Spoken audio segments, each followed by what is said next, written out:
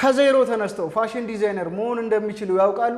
በዱባይ፣ ሳውዲ፣ ኩዌት እና ኳታር የምትገኙ እህቶች እጃችሁ ላይ ትንሽ ብር ኖራችሁ አገሬ ላይ ገብቼ ምን ልስራ ብላችሁ እየተጨነቃችሁ ነው? ኢትዮጵያ ውስጥ በጣም ብዙ ሰው የሚደብቃችሁ ሊነግራችሁ የማይፈልጋቸውን ነገሮች እኔ ወንድማችሁ ላፈርጠው ነው። ይህ የቁጢት ፋሽን ዲዛይን የዩቲዩብ ቻናል ነው።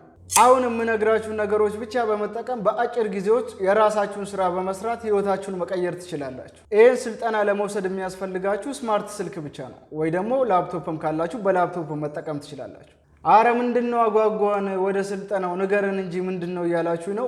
ወደ ስልጠናው አለፍኩ። ዘ ቢዩቲ ኢዝ 10 ዘ 9 ኢዝ ድሬስ ይላል ፈረንጅ። ውበት 10 ነው፣ 9ኙ ደግሞ አለባበስ ነው እንደማለት ነው። ከዜሮ ተነስተው ፋሽን ዲዛይነር መሆን እንደሚችሉ ያውቃሉ?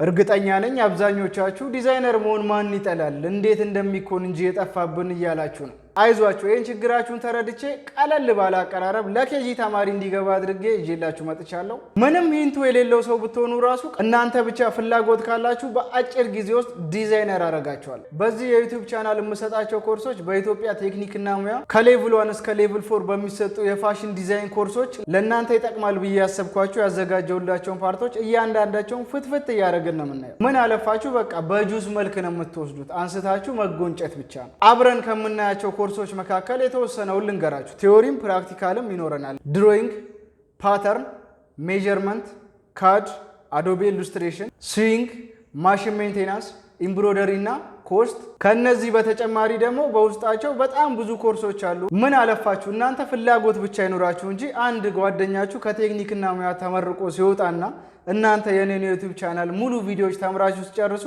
ተመሳሳይ እውቀት ነው የሚኖራችሁ።